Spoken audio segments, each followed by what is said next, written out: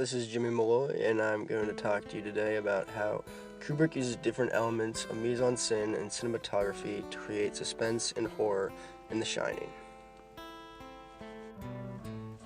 The first element I'm going to talk about is the cinematography, more specifically, the low camera angle Kubrick uses in the film.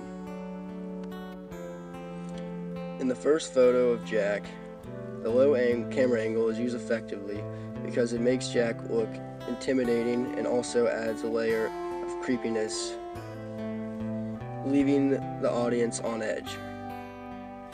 In the next photo of Wendy, the low camera angle adds a sense of horror, but not in the same way. In this, it shows the fear of Wendy because you can't see, you know Jack is in the background, but you don't know where he is, and it adds a sense of anticipation to the, In the next photo, the writing would not be scary on its own, but the low camera angle manipulating the picture adds a sense of eeriness, especially with the music, adding a horror factor to the scene. The next element of cinematography I'm going to talk about is the camera movement, more specifically, how the tracking shot adds suspense. In this video of Danny riding his bicycle, the tracking shot is effectively used in this because before Danny turns the corner, the audience is left behind before he turns the corner, leaving a sense of suspense and not knowing what could be around the corner at any time. This photo is taken after Danny turns the corner and he sees the two twins. He sees them before the audience does, and having the audience turn right into the twins adds a factor of horror and a creepy, eerie feeling. In this next picture of Dick, the tracking shot is used effectively again as he's walking through the hotel.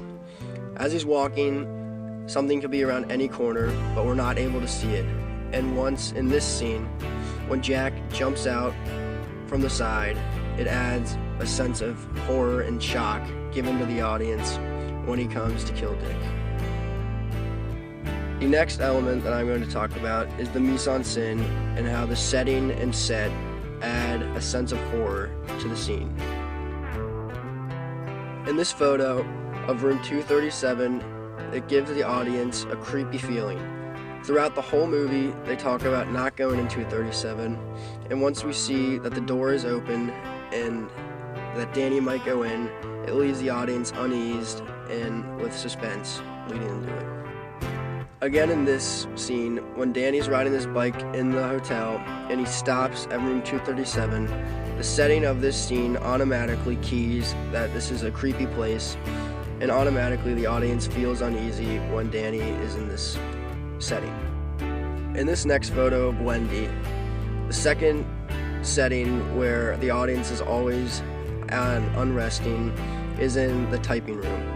When Wendy is standing at the desk looking at Jack's paper and realizing that he's crazy, the audience is at unease because they know Jack is in the background and Wendy doesn't see him.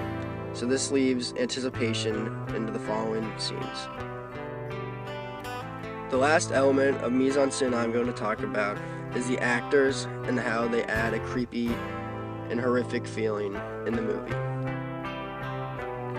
In this first photo of the woman in 237, this adds a layer of horror because at first she seems like a normal lady, but once Jack looks through the mirror and sees her horrific self for the first time, this adds an uneasy and gross feeling when you see her. Lastly, in this photo, when the two twins are shown hit with an axe and bloodied up, this causes uneasiness in a gross and bloody, gory scene, adding to the horrificness.